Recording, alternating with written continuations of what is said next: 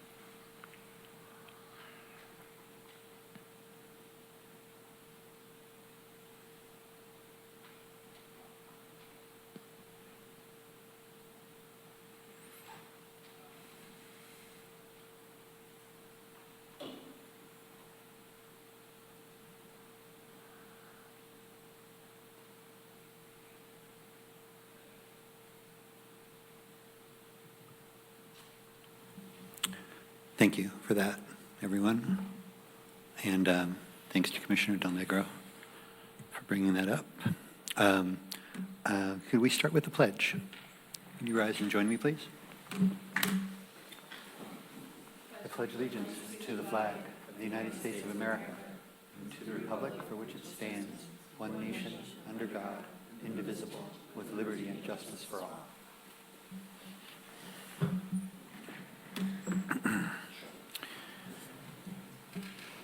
Bridget. Yes. Commissioner Reddick. Set us all up. Do you want to do This is a roll call. roll call? Oh, sorry. Oh, I'm here, sorry. Yeah, sorry. Commissioner Rems. Here. Commissioner Del Negro. Here. Commissioner Hernandez is absent this evening. And Chair Gorn. I am here. We have 4 commissioners present. Okay. Let me boot up.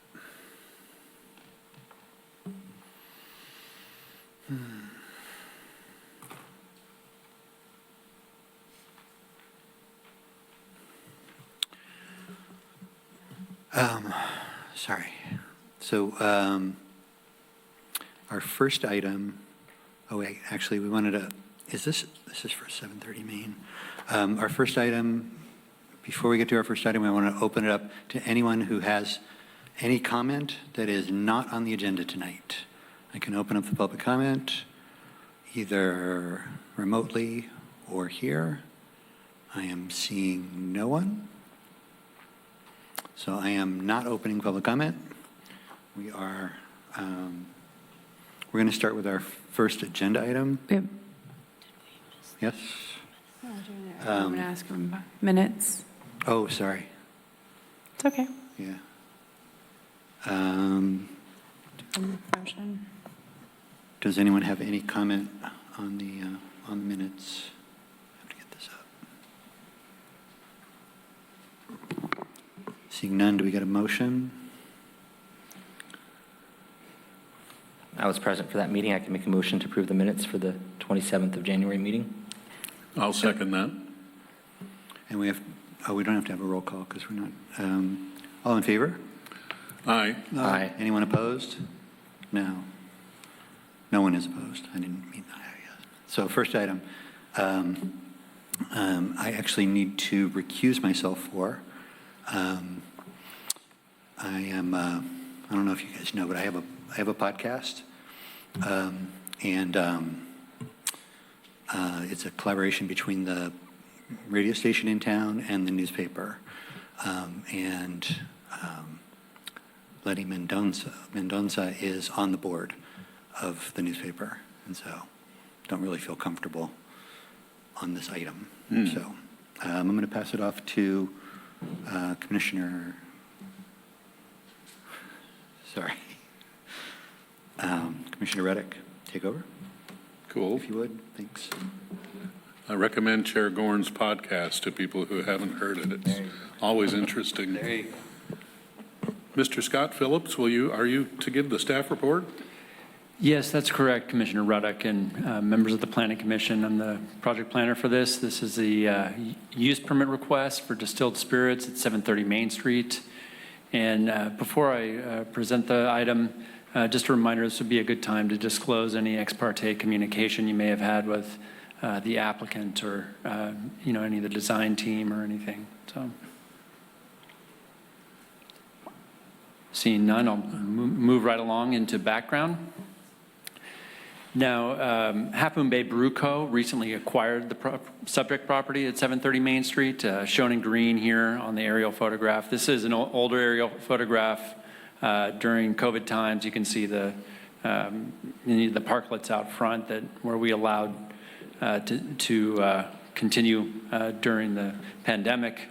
Scott, I'm sorry, you might give us a moment to get that on our displays. Yeah, Get your slides on our display. It's not you, Scott. We lost something here, so. Oh, okay. We just need a minute to get the presentation back online. Sorry. Yeah, if you don't mind.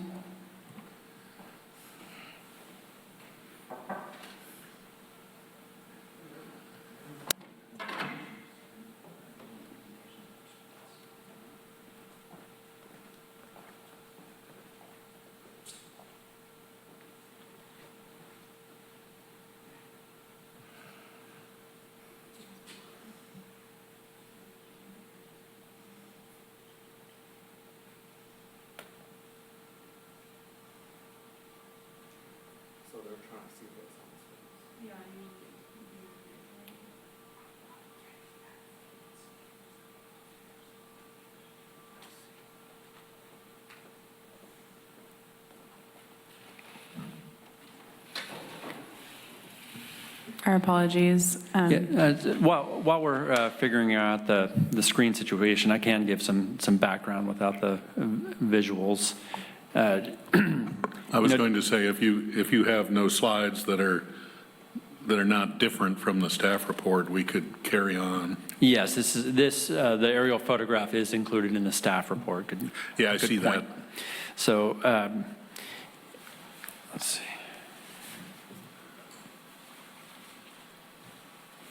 So just, a little bit of background. Prior to purchasing the property, the several restaurant owners operated, in the space previously.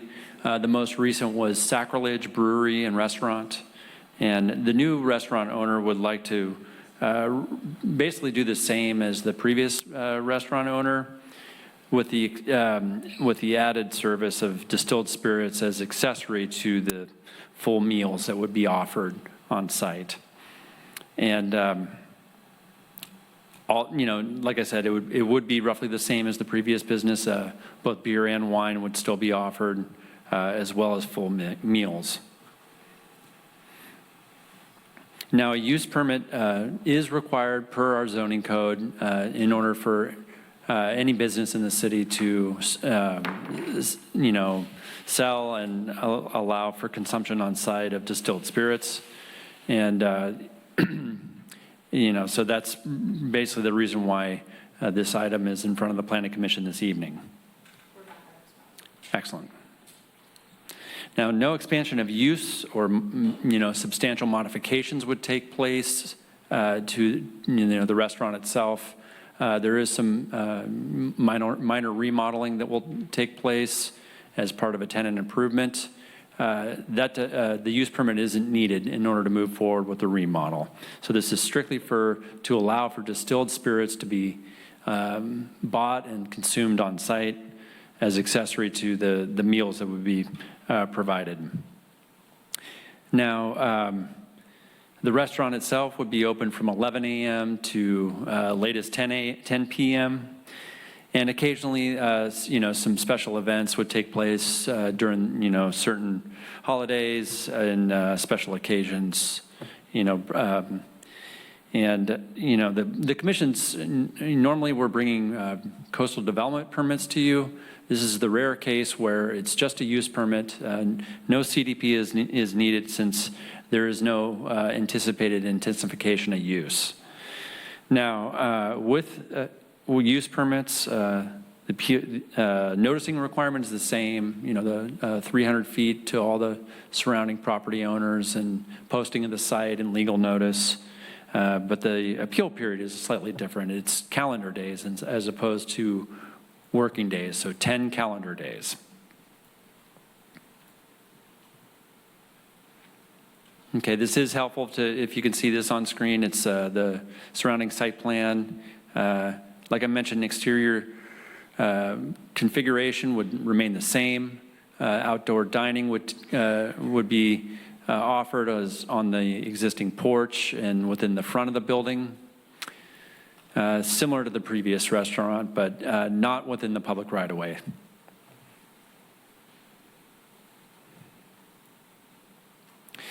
Now this slide shows you I tried to highlight the area in which distilled spirits would be offered for sale and consumption, highlighted in the red there.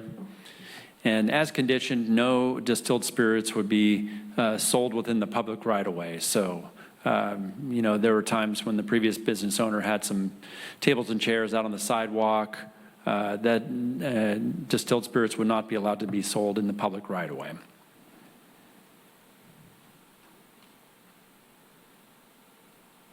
Now, a few things for the commission to consider. Our local coastal land use plan.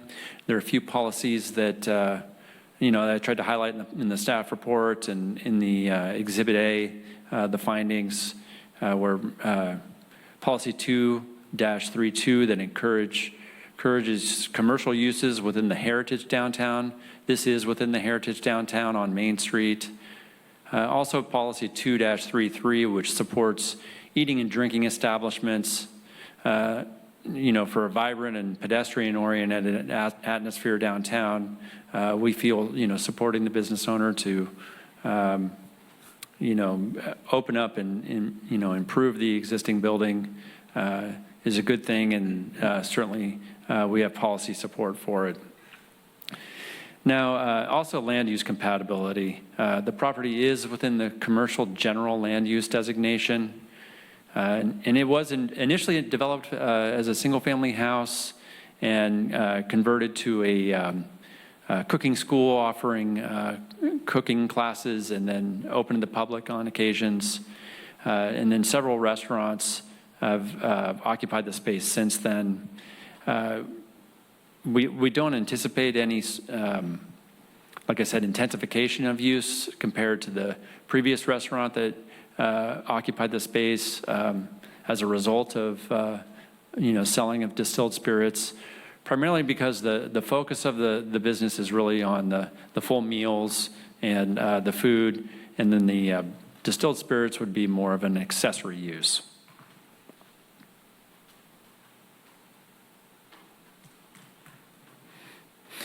Now, as far as the zoning code goes, this, as I touched upon earlier, a use permit is required in order to allow for distilled spirit sales and consumption. And there are certain findings that the Planning Commission would need to be comfortable with, and those are identified in, Section 1822, 55. And the main sort of determination that the Planning Commission would need to make is whether or not this would be compatible with the surrounding uses. I touched upon that in the staff report.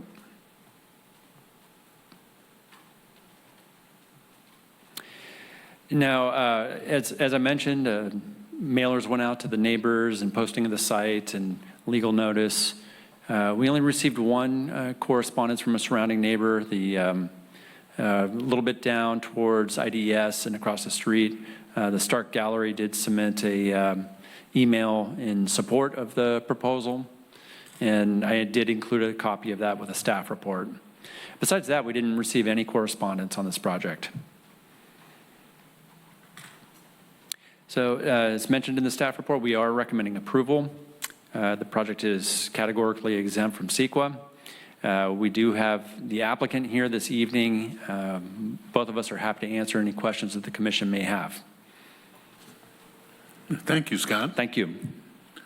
I'll ask for Commissioners' clarifying questions in a moment, but we do have one green card from Joe Laster, who'd like to comment on this agenda item. So, Joe, if you're here, please come to the podium.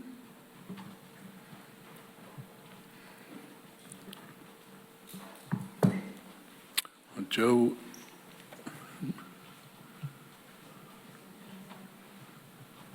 I'll open the public hearing.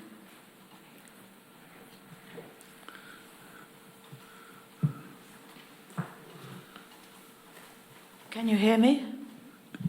Yeah, talk close to the mic, please. Like this? Good. Okay, I live in the area. I walk past there every day, several times a day, so I'm used to the place. And as far as I'm concerned, it's like a two-story place. You've got the downstairs, which is and 6 stairs going up to the main entrance, the main restaurant. I'm concerned that the downstairs, below the 6 stairs, would become a place where people could sit and drink.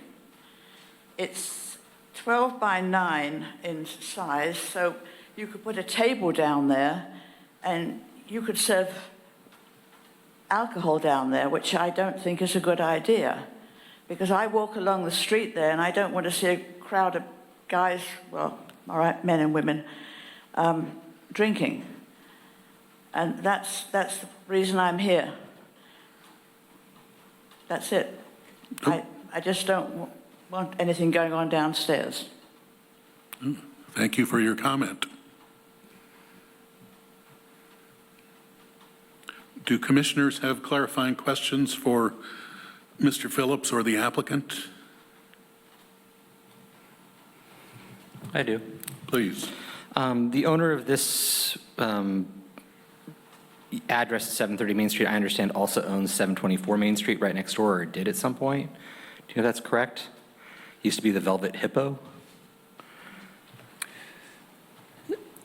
The previous owner of 730 Main Street also for a short period of time operated the business as a tenant at 724 Main Street. Which had a liquor license for distilled spirits as well. Yeah, and to my knowledge, it never opened, though. Oh, I drank there once, Oh, so I know that at one point they had an opening. We tried it out just to support the local community.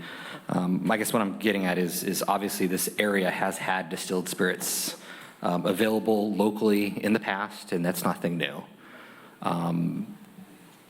The second question I had was about the downstairs. Is there a plan to have any outdoor heating or anything else like near the street, near the trees that's down on that area of the cement?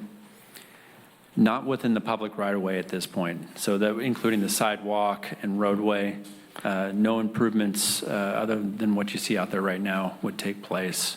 So in the future, if the owner was interested in maybe developing a parklet, that would be under a separate application. Okay, but on the property itself, not in the public right-of-way, there's no plans out for space heaters or a furnace or the type of outdoor heating flame, open flame that there are at other breweries in the area? Probably what I would suggest is to ask the applicant what his thoughts are on that. I don't see any concern with having. I guess I'm not too concerned about it necessarily being there as much as noting that it is or is not part of the plan. Part of that gets to, what type of space this is going to be on the frontage of the building. I know that to the public comment, the worry about people drinking alcohol in that space, well, that is a historic place where people have drank beer since the prior owner, Sacrilege, has been there. So that's nothing new that's changed. I've sat on that patio down on the cement area and drank beer before as well. That's correct. So the meals and beer and wine have historically been sold and consumed on the outdoor seating area. The idea is that also distilled spirits would be offered there as well. Okay. And I have one last question, is there any reason why we're not talking about this use permit and signage permit at the same time, where we sort of split those two things up instead of putting them in the same meeting? Yes, and there's a reason for that. The new signs that have been proposed at this point are less than 20 square feet and meet the sign code. In those cases, the signs can be reviewed administratively. Great, okay. So it didn't make sense to bring it to the Planning Commission. Fantastic, that's all my questions. Thank you very The much. use permit does require Planning Commission approval. Thanks. I apologize for not consulting with Bridget on whether we had any other speakers waiting online. We have none. All right, in that case, I'll close the public hearing. And Commissioner Rams, did you have a question for our applicant or for Scott?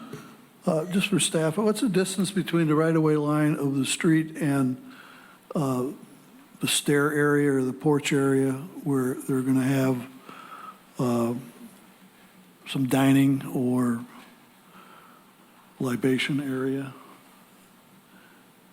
Do you know what that distance is? Is it small, large? Well, I know you can get it from the plans, but Yes, it's roughly 5 feet from basically the curb to the edge of the lower patio area. So there's really not a large area where you're going to have 50 people milling around there, or maybe even 20. Do you have an idea how many people it can accommodate?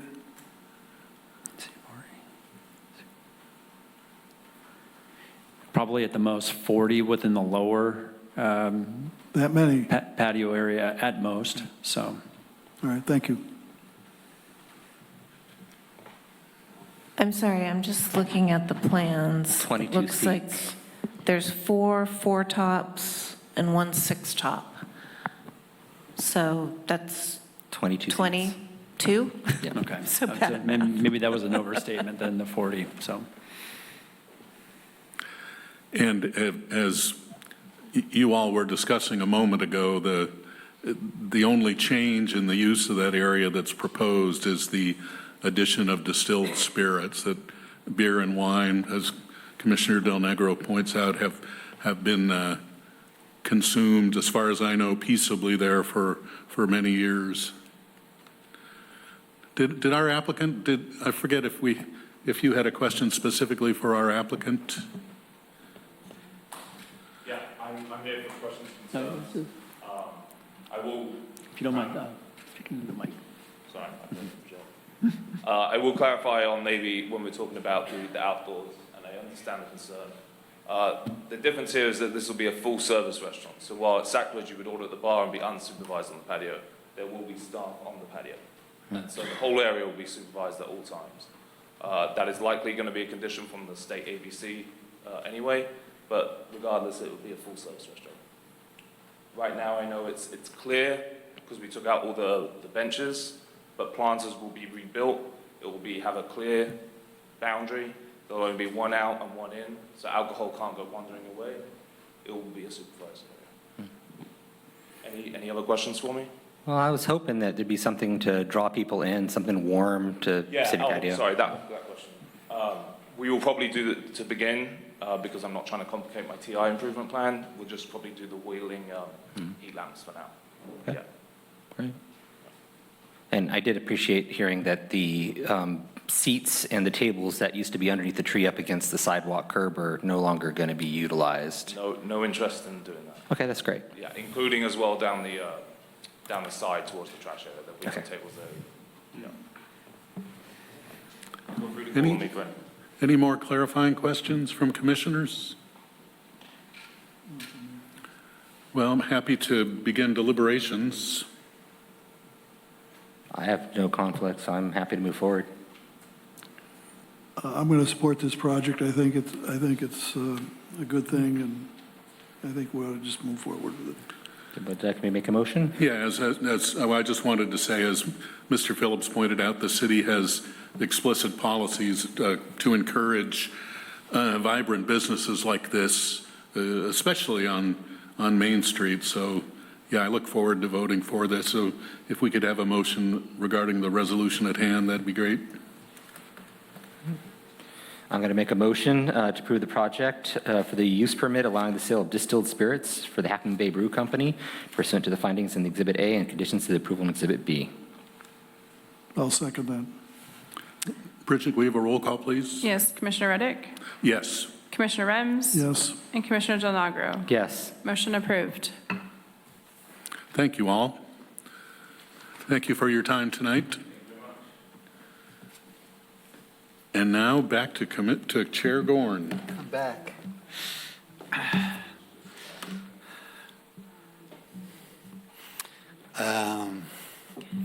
So we are moving on to our second item. This is the approval of a CDP, coastal development permit, to replace a fence along a 1,000-foot area on the edge of Safeway and Pillarcitos Creek. So, Scott, do you have this one? Leslie.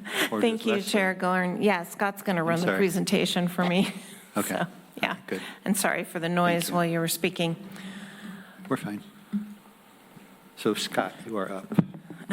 So this is the Strawflower Shopping Center fence project. And yeah, go ahead, Scott, that's fine. And the purpose of the project is to replace an existing and very dilapidated fence between Pillarcitos Creek and the Strawflower Shopping Center parking lot. Also to inhibit movement and dumping of anthropogenic debris. And to protect the riparian area, which has been pretty used and abused over the years there. Next slide. So this slide shows the 1,000 feet of chain link fence, the area that would be covered by that fence. So the fence would run along the curb of the parking lot within 5 feet of that curb. And it would run from the fence that comes down off the Bellevue Road neighborhood all the way to the pedestrian bridge. It would be a chain link fence, and it would have a frame for the fencing to connect to, both vertical and horizontal members. And the dilapidated fence would have to remain due to the damage that would be caused by removing it. So the picture on the right shows that old fence. It's a little bit difficult to see, but you can see the black horizontal top piece in that photo. Next slide. The other thing we're asking you to do tonight is to approve the initial study and categorical exemption for this project. The initial study includes a number of avoidance and minimization measures, which are in the first section, 1.4 of the study. Those are incorporated into the project so that no mitigation is required. They're minimizing impacts as they go along. The biological resource evaluation is also incorporated into the initial study. And for the riparian habitat that's there, the kinds of things that are in those minimization measures are to educate the crew on work methods that avoid disturbance. They would do a bird survey within 24 hours before starting. They would also do frog and snake surveys. They have work windows to avoid sensitive species. They'll have an on-site biologist. So they're taking quite a few precautions to make sure that they don't impact the riparian area during the construction. Next slide. In terms of maintaining the fence, we've received this question a lot. We are aware that maintaining the fence is very key to this project. They plan on contracting with a fence maintenance company, and they expect that they will be calling that person frequently and asking that person to be out there ASAP after there are breaks in the fence. They will install an extra strong fence with material that's more difficult to cut. And there's a lot of different types of fencing. This is what Todd explained to me. We have some at the courtyard that is super expensive, almost impossible to cut through. And then there's a cheaper fence. So we're going for the more secure fencing. And then before the fences are installed, we'll also remove the encampments with some social services on hand before we install the fence. So, next slide. Chair Gorn was kind enough to send me some photos today. He went out and took some photos. These are some existing conditions out there. You can see that there's places where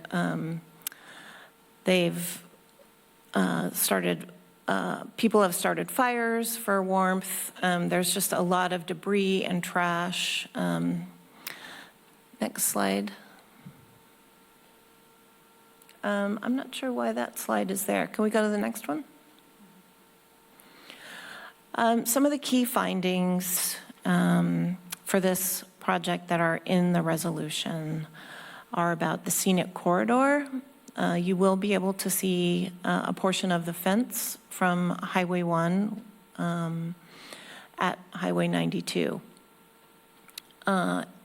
It might block some views of the riparian vegetation there, but it's also a very urban area, and it is in keeping with the urban nature of the area.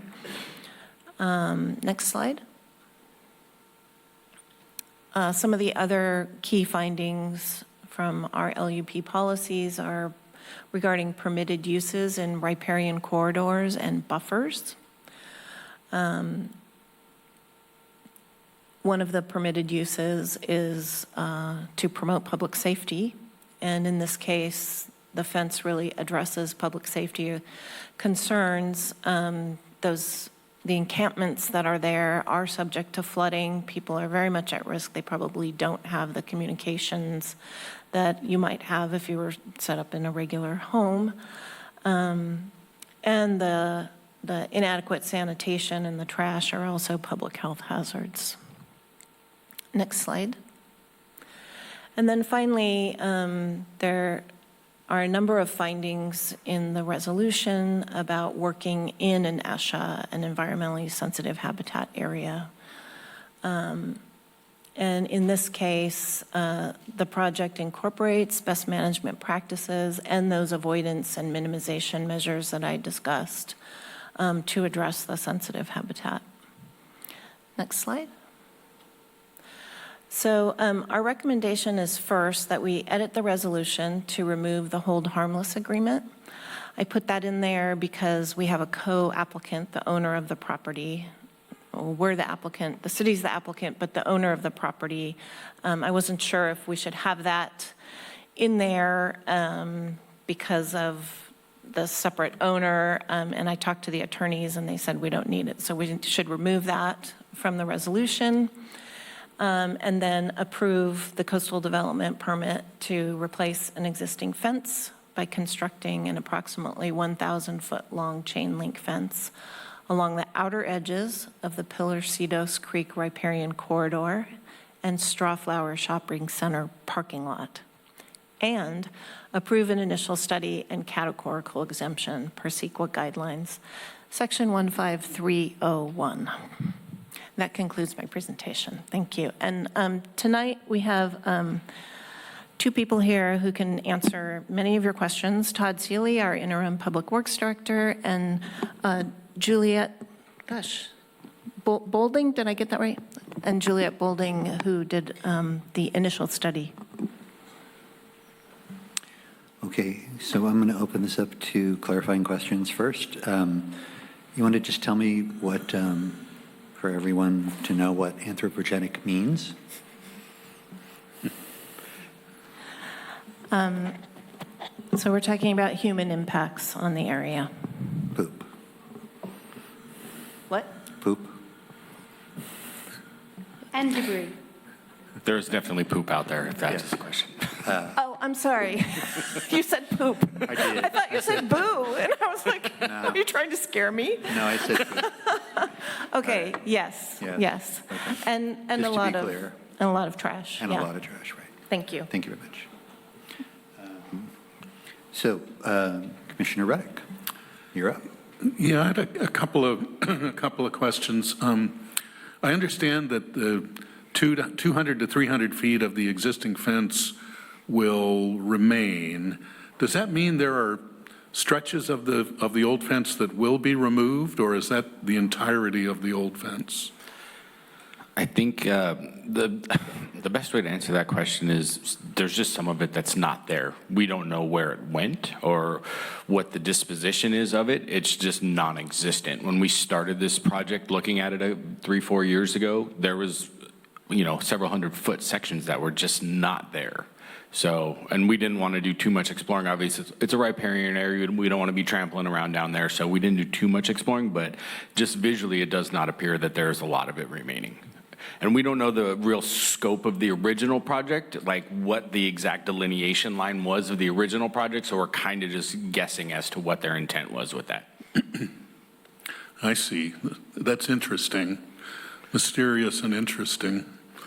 I'm happy to see that the investment in the fence comes with a maintenance budget. That's important. It's making me wonder, will there be any one person at the city or the sheriff's office who's responsible for inspecting it on a regular basis? So I don't think it will be one person in particular. The most realistic path forward for that, Commissioner Reddick, would be myself and whoever is in the public works superintendent role, or even maybe like one of the lead workers, one of the senior maintenance workers.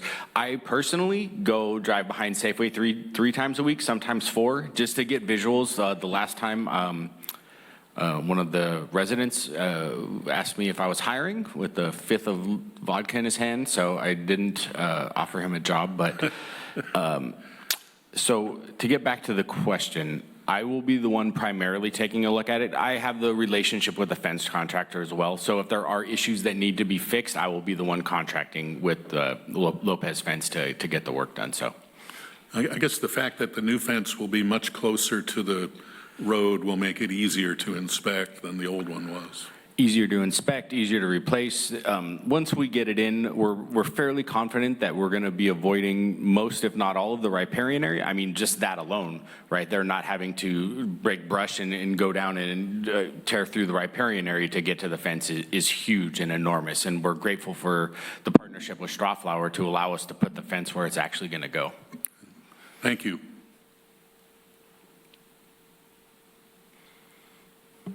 Commissioner Del Negro. I know there's a fire hydrant along that line. Obviously, you're going to have to work around to give enough space to the fire hydrant. That is correct. Okay. There's also a couple bulb outs where kind of the cement kind of goes away from it. I went by and drove by and took a look at it today. I will say that the old fence is so far back there, I didn't even see it. I couldn't find it whether I wanted to or not. It leads me to believe that at some point when it was installed, maybe there was less vegetation between the parking lot and the old fence, and maybe it was that growth is new. Is there any evidence that's younger growth than? I think anecdotally, the evidence would be, would support that conclusion. Just recently, we did a bit of clearing kind of along the Burger King trail that kind of parallels Highway 1. It was significantly overgrown, and we actually were able to find some photos of when that project was originally done, when Councilmember Nagging-Gass was the Public Works Director, so not terribly long ago, and it was night and day. We're talking 15, 20 feet you know, that was cleared at that point when that project was installed, 20 years ago. So we think that the depth of that fence is probably about 20 or 30 years worth of growth. Juliet, do you think that's about right? That's a good guess, and willows grow very quickly. Yeah. And the other part of that is, I'm assuming at some point, people used to be able to walk on that side a little easier than they can now with the growth that's come all the way up to the curb. Obviously, it's very difficult to walk to and from Safeway from that area because you are really walking mostly in the public right away. Yeah. So the goal is not to enable at least a section of public passageway off of the street while building the fence. No, we don't want any access to that area at all. That is the point of this fence, is we want to limit access completely. But even for pedestrians to walk from Highway 1 to Safeway along the street line, you don't want people having access? Oh, no. They'll still be able to come across the footbridge and, follow the sidewalk. So we're not gonna limit that at all. So that whole 4-foot wide stretch of sidewalk will still be stay. passable. Yeah, still be passable. So, and all the way to the crosswalk that takes you kind of over by where like they keep the water bottles and stuff outside of the Safeway. So it'll definitely be passable, Commissioner. Great, glad to hear that. I'd like maybe a little understanding of the benefits of the chain link versus a solid fence in this situation. I mean, I say that because I've been asked from the public already. A couple people reached out and asked me, hey, why are they not proposing doing a solid fence?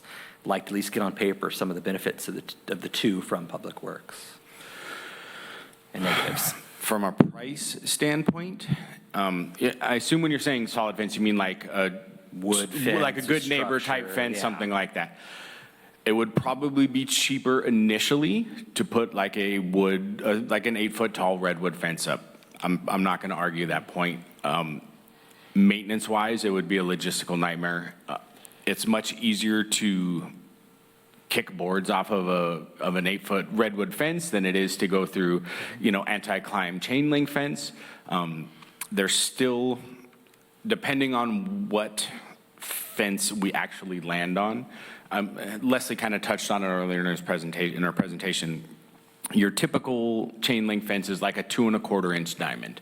At the courtyard where we did, security fencing, that's like an 1/8 inch or 1/4 inch diamond. So significantly tighter, obviously heavier, obviously more expensive, and it's a pain to navigate. We probably won't go to that extreme. We'll probably end up somewhere like 3/4 inch or an inch diamond. So there's still visual that you'll be able to see the riparian area through the fence, not obviously as ideal as it is right now, but you'll still be able to visually see it. Whereas if you put a wood fence up, you're not going to see anything. It's just going to be exactly what it looks like, a barrier in place to, and it'll kind of send the same message.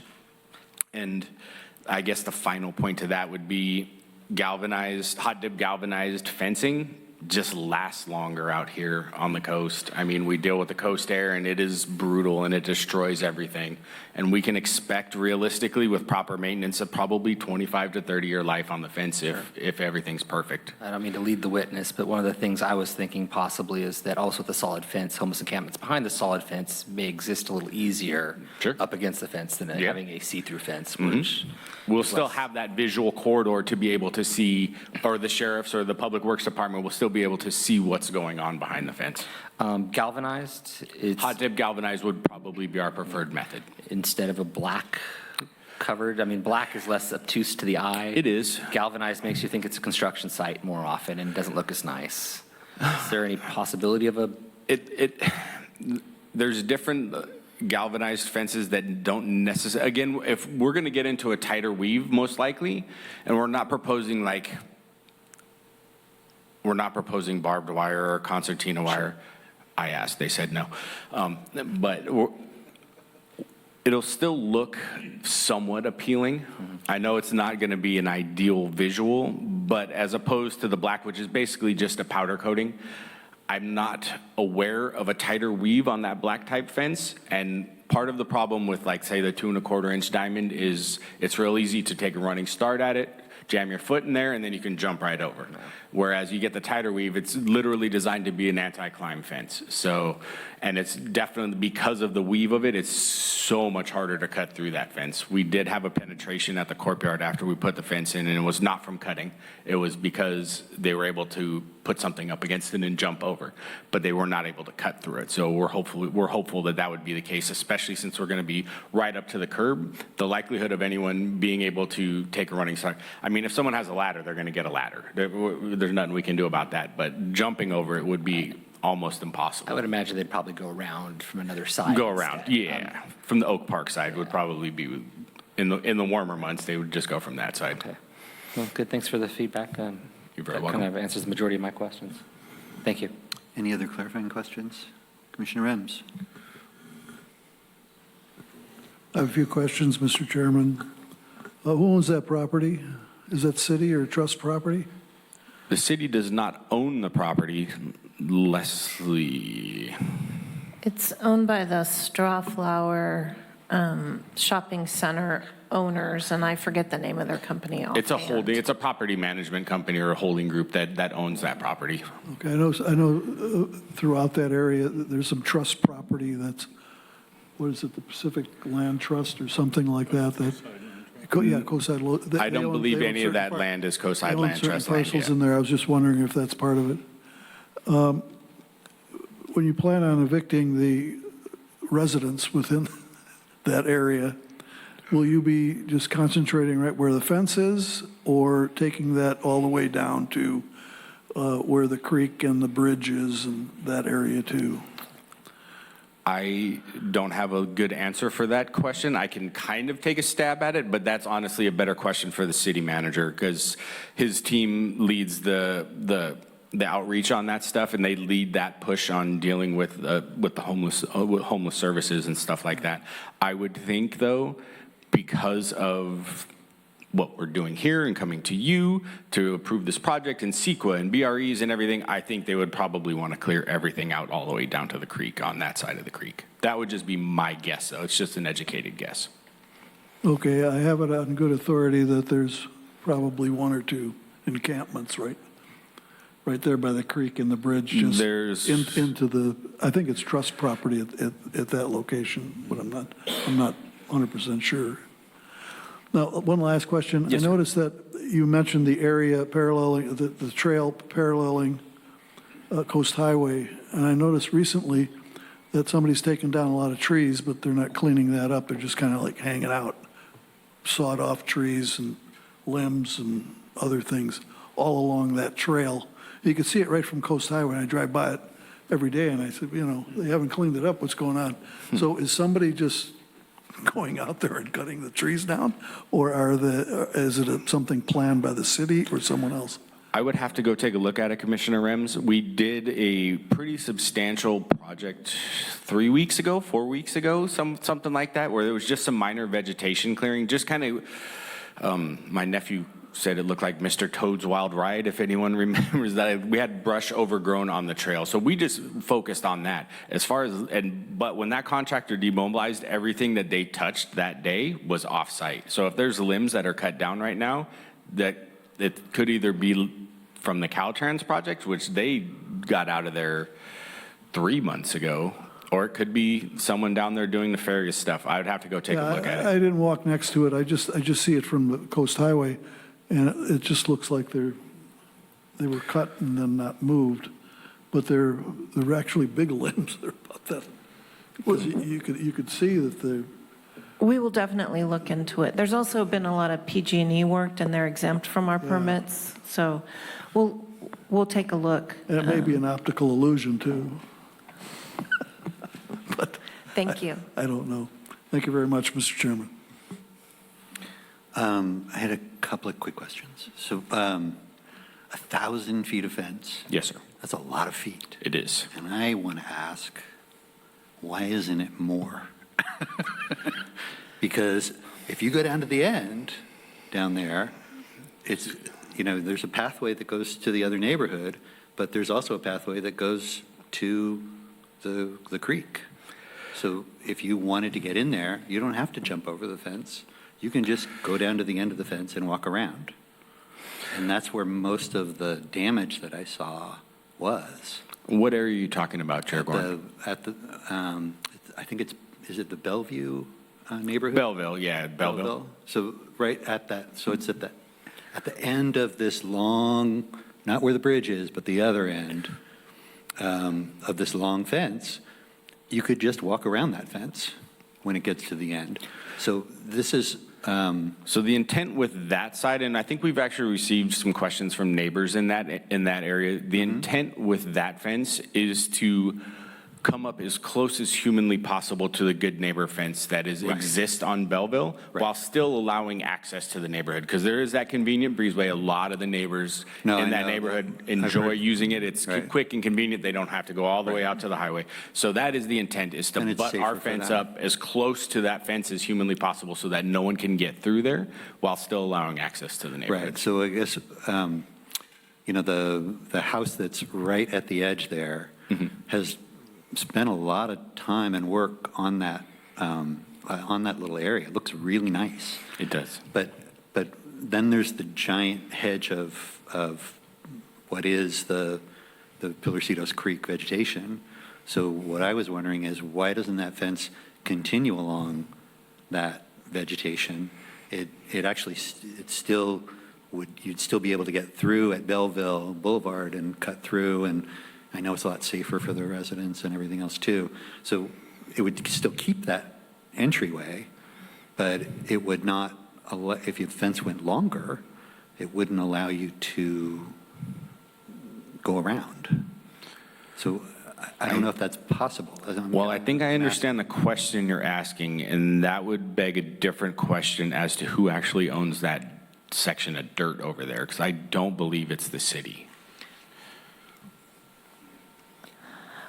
I'll look it up right now. I have a proposal, though, which is, because we got the comment from the person in the neighborhood, too, who wants to maintain access to the shopping center, that maybe we condition this project to do an additional assessment of running the fence all the way to Bellevue. That's one idea. Okay. I think that I'd like you to look into it if you could. That'd be great.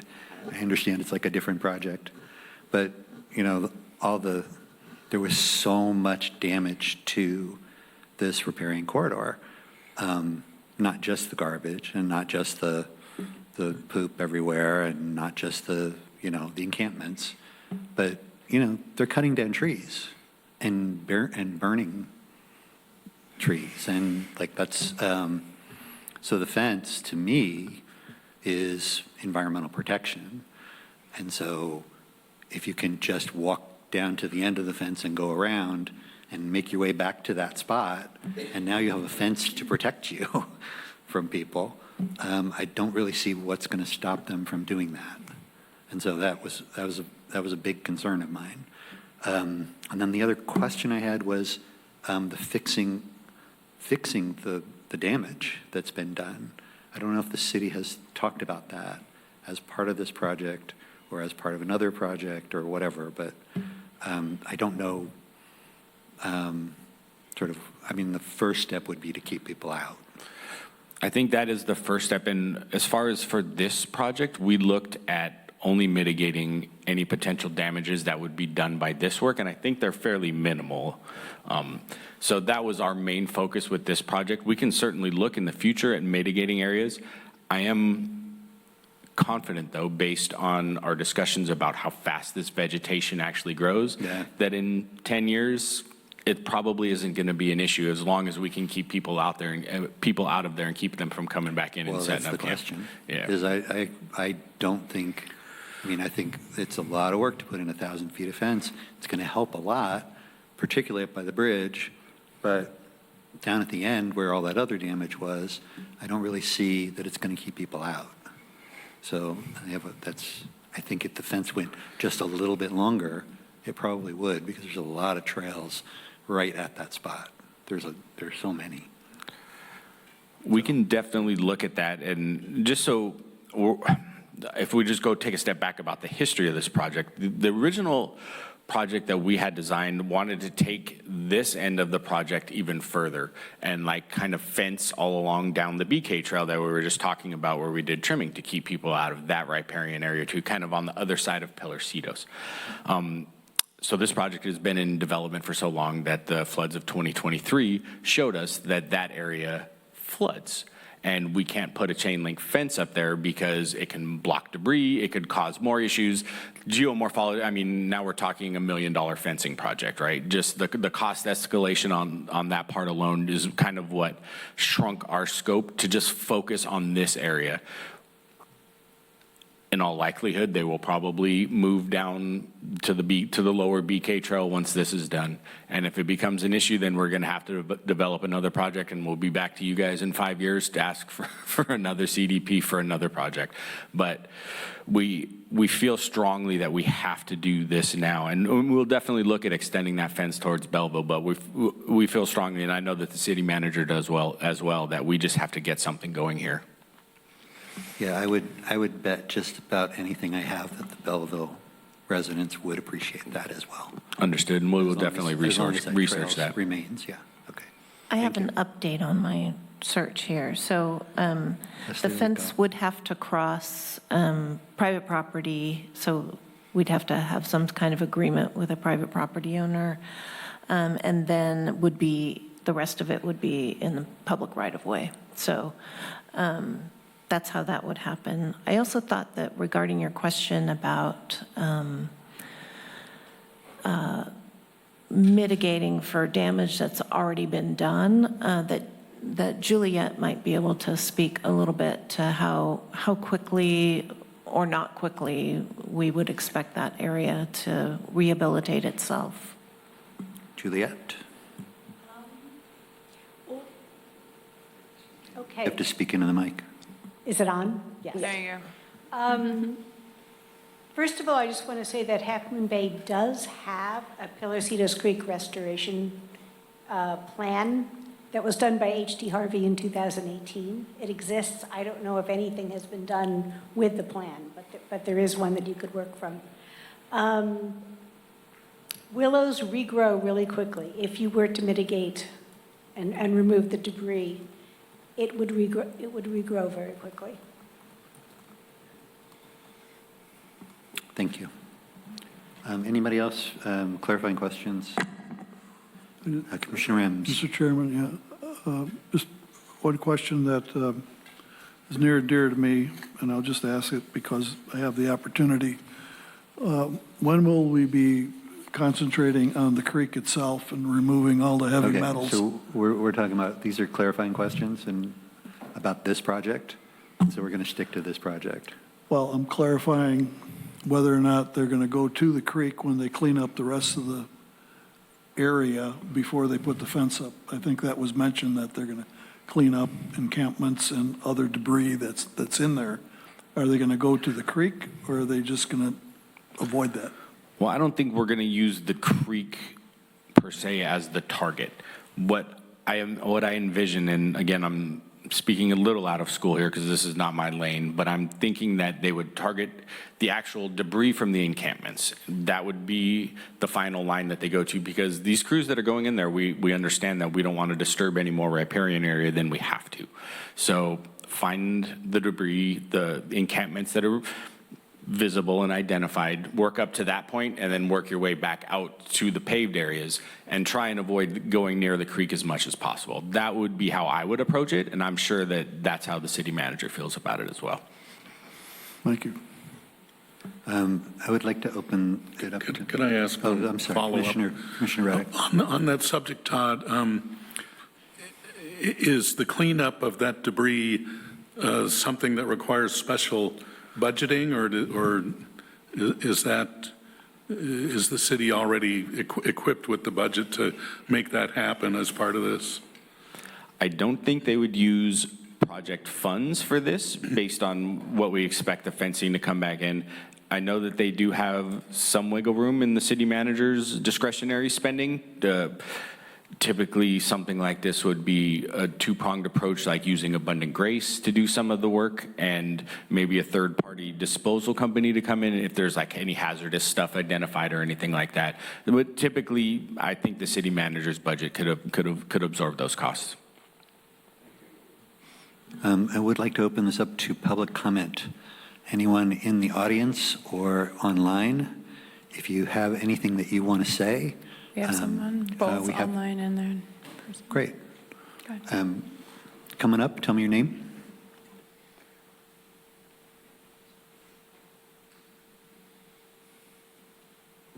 Hi, my name is Paul Yoshida, and we're the landowners that you're probably referencing here for Belleville. We live right on the corner there at the end of the street. And we came here to see, again, what the scope of the project was tonight, so thank you very much. I really appreciate that something's going on with this. I completely agree with the comments about the fence not being long enough, and that, you know, it continued to be an issue for us, particularly adjacent to our property there, where it could be easily gone in and out. There's also the right-of-way. We have a lot of traffic through there as well, that people go to the Safeway. So, yeah, we would wholeheartedly look at and agree that an extension of the fence would be of great interest to the Belleville area there, that street. So,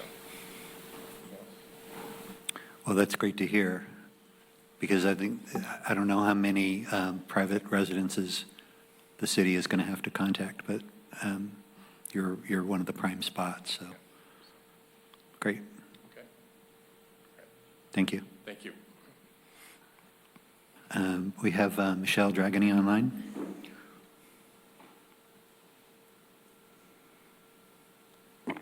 Go ahead, Michelle. It's my first time with this interface. Thanks.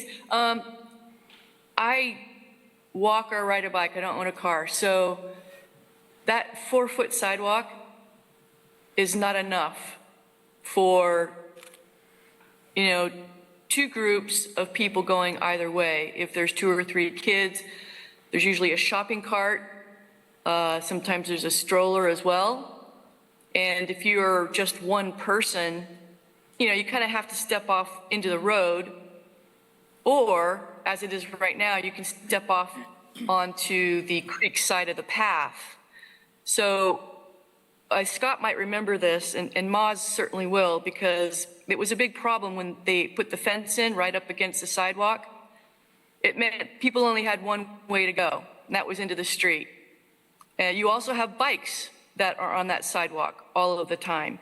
I usually get off my bike if I see somebody and I walk my bike, but then I have my bike and myself, it's still about 2.5 feet wide.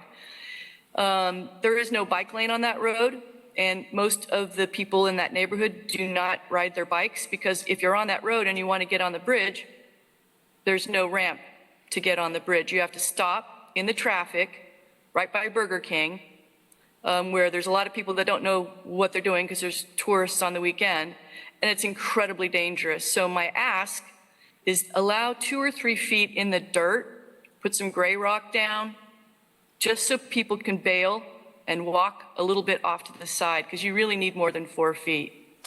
Thank you. Thank you, Michelle. Is there anyone else in the audience or online? Now's the time to raise your hand. Make yourself known. I am seeing none. I am going to close public comment. And we will take it back for discussion. Commissioner Reddick. Well, I appreciate the field work that you did recently, Chair Gorn, to shed light on that. And some years ago, when I used to volunteer with Coastside Land Trust to do their annual monitoring of properties they owned right at the creek, and we recorded tons of trash and garbage and a fair amount of toxic stuff like paint. Now, the city has undertaken pretty major cleanup since then, I'm happy to say. But yeah, this is, as you point out, this is probably not the solution, a solution that will solve every case of people doing illegal activities by the creek, but it sure seems like a good way to start, and I'm happy to see us having the energy and the focus on this, and I think it'll be a big step forward to get this done, and I do applaud the idea of staff and the local property owners exploring how that fence can be effectively extended even further. I'm wondering if you could also address Michelle Dragony's comment, because I know that going 2 feet farther in could be a little problematic, but maybe you could explain. I definitely can appreciate her concerns. I mean, the first problem is that we don't own any of this land. Like the sidewalks are not the city's as far as I know, and while we could theoretically look at putting a 2 to 3 foot buffer, that would probably not be covered by this environmental report that we have done, because it would involve significant amounts of vegetation removal that we just didn't account for when we designed this project. Although the project is designed to be within 5 feet of the sidewalk, so maybe you could go out a few extra feet. And that would be, a lot of that would be dependent. I'm envisioning in my mind the stretch that Michelle is talking about, and that is the stretch kind of in between the Oak Park Bridge and the crosswalk by Safeway. So it's like a little half moon, if you will, of concrete, and that's where you get a lot of families coming in from the Pilarcitos neighborhood going to Safeway, and you get a lot of traffic going out. That area, just trying to envision it in my mind, it's conceivable. I don't think that we would be able to put like crush rock or base rock down or anything like that, but we could try and move that fence as far back as possible. It would all be condition dependent. As you guys mentioned earlier, there's utilities that we have to plan around. There's a force main, a sewer force main out there. There's a major water main that goes underneath Pilarcitos Creek too in that area. So there's tons of infrastructure that we have to work around, and a lot of it is kind of at that high point of the half moon. There's some sewer infrastructure there. The water's more in the back, so that's not a huge lift there, but we would have to assess those site conditions when we're out there putting the fence in. But it's honestly something that we can probably try and field engineer in when we're doing the work. Well, and we're not talking about the whole 1,000 feet. Oh, no. We're talking about a very short space. It's about a third of it, if I had to guess. Yeah. And it could really help. I mean, I've been on that myself, and her experience is not unusual. So thank you. Commissioner Del Through the chair. The benefit of also pushing that back is visibility down towards Safeway. It is a narrow stretch, and you come around that corner from the parking lot, it is hard to see if there's somebody around the corner. I see many benefits.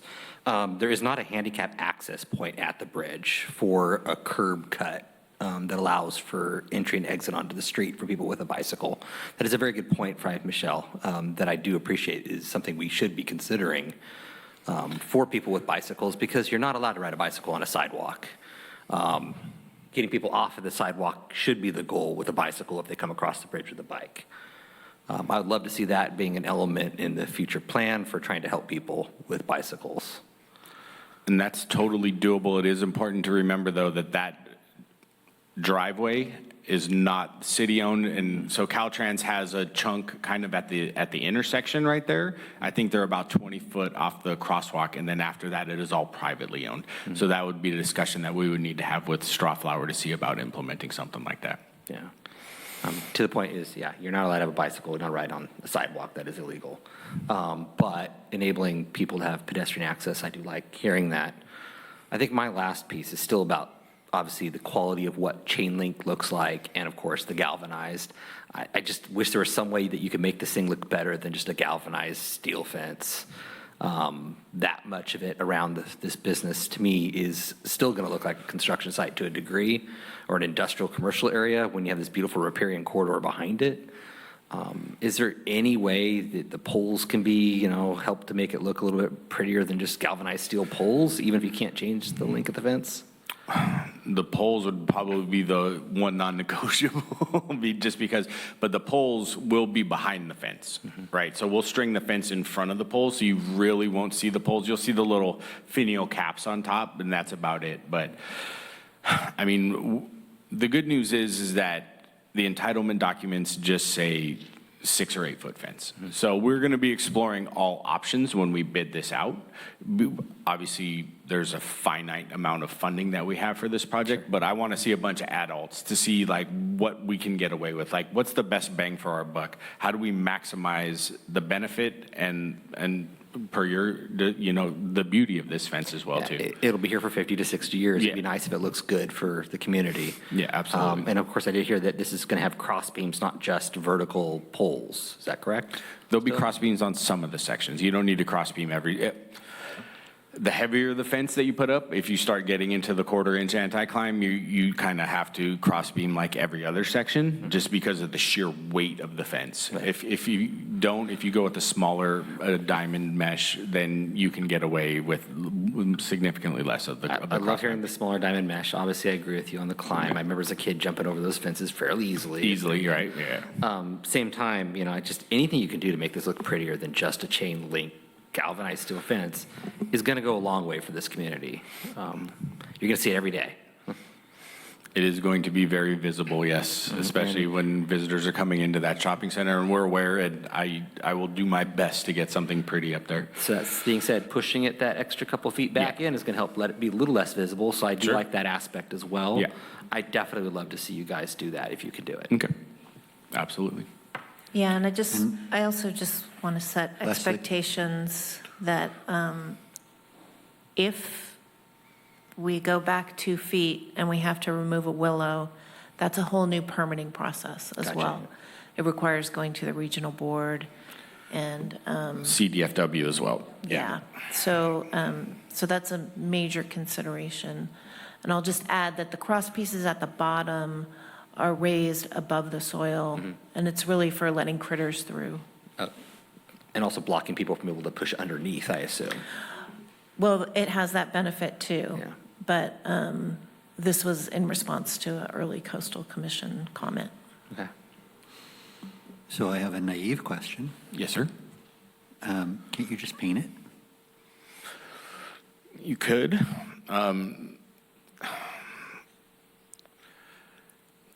There's a few issues with that, and it probably wouldn't necessarily be as big of an issue on the install as it would be on the long-term maintenance of it. Oh, I understand. Because then we would have to be painting or either rattle canning in place, and I would get run out of town if we were out there in the riparian area with spray paint. It's conceivable. I think that this. Well, you'd spray paint them before you put them in.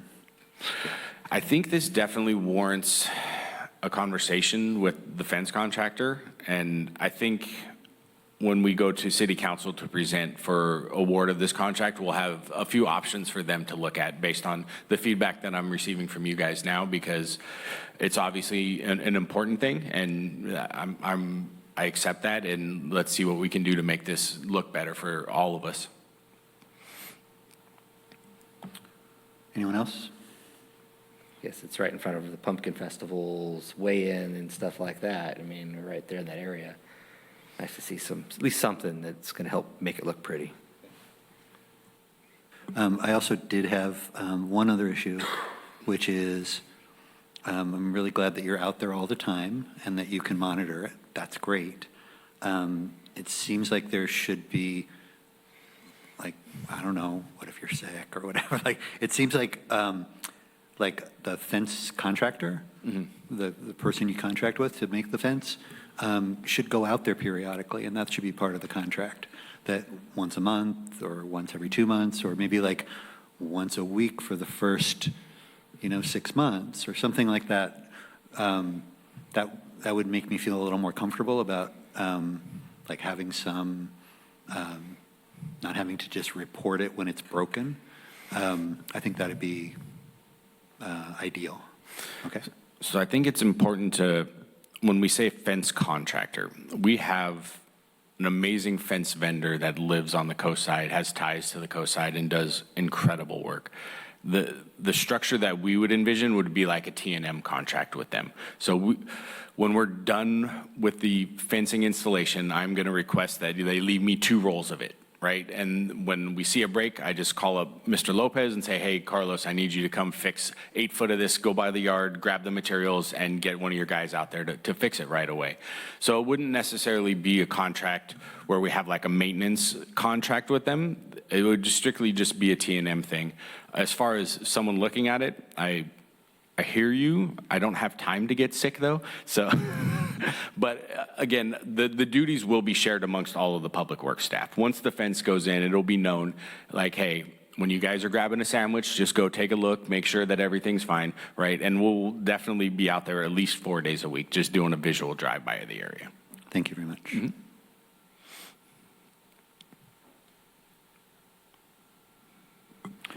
Anyone want to make a motion on this one?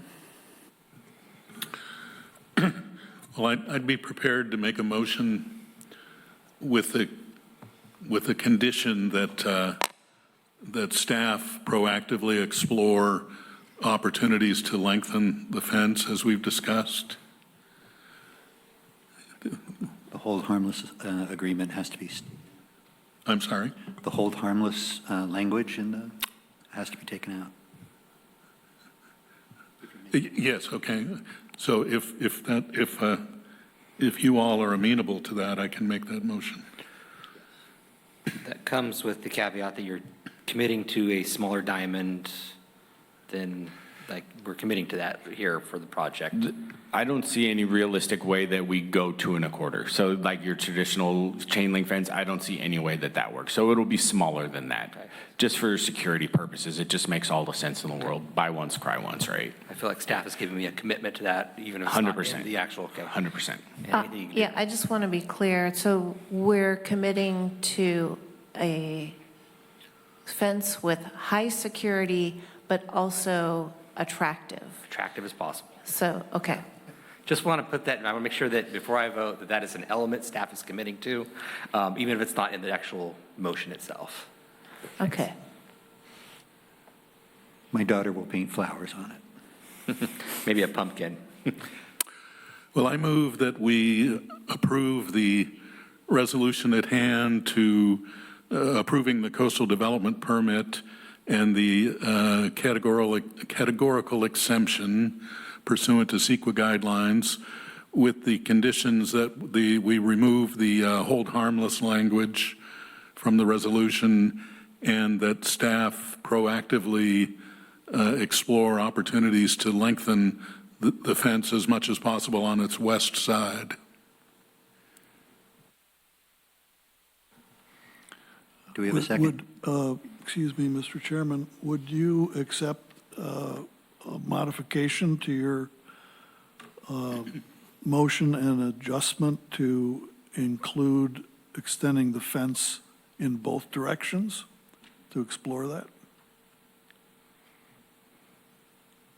I think they've made it pretty clear they can't do that for a variety of reasons. To extend the fence toward, past the bridge? Is that Past what the you're bridge, talking yeah. about? Yeah. They can't do that. To clarify, it goes all the way to the bridge. It's touching the bridge. Behind the landmark there's a landmark. Yes, by the landmark. So it probably won't touch the bridge, but again, we're going to follow the same thing on the Belleville side and get it as close butted up there as possible. So that, yeah, the landmark is where the termination point is. People aren't on going to be able that. to slide between it and the bridge itself. We're going to try and secure that. And even if we have to put like a separate pedestrian gate or just a little section of fence, we don't want people going down that way. Okay. Okay, thank you. Do we have a second? I'll make a second. Bridget, roll call, please. Commissioner Reddick, Yes. Commissioner Rems. Yes, Commissioner Del Negro. Yes. Chair Gorn. Yes, please. Motion approved. Thank you. I appreciate it, staff. Right. Thank you, folks.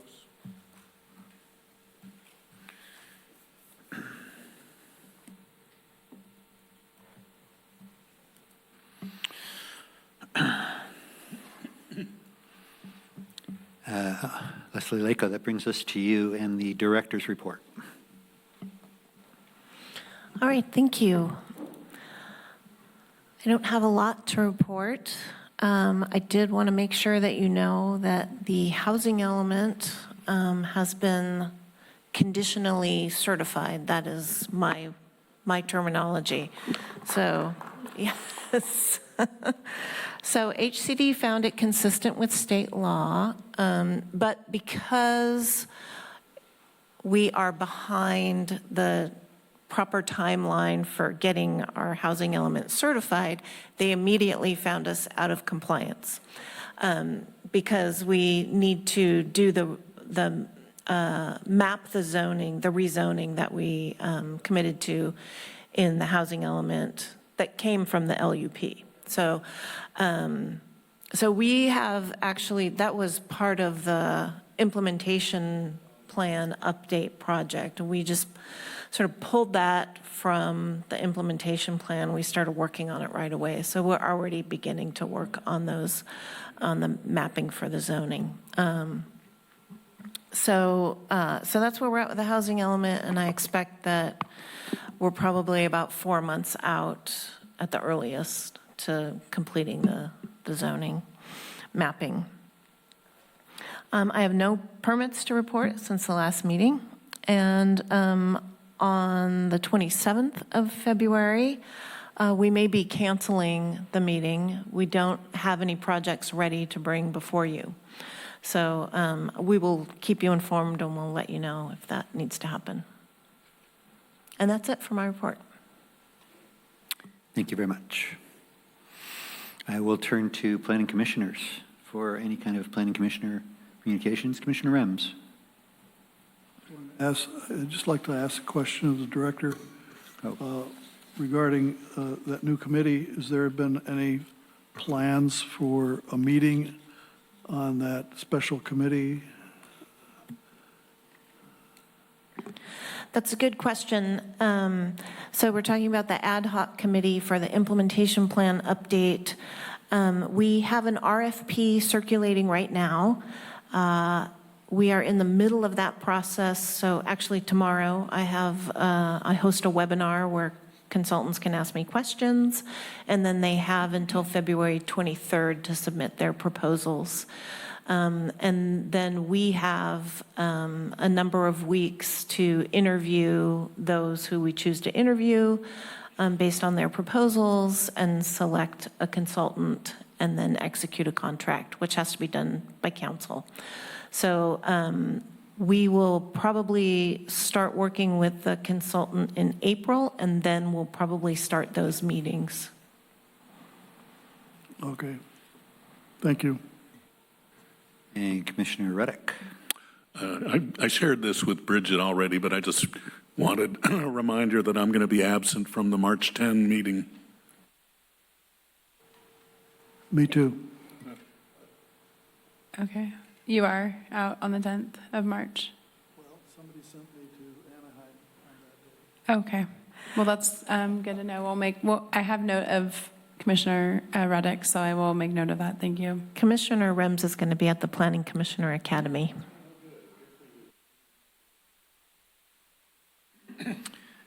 Is there anyone else? Do we have a motion to adjourn? So moved. Seconded. All in favor? Aye. Aye. And opposed? Thank you. We're adjourned.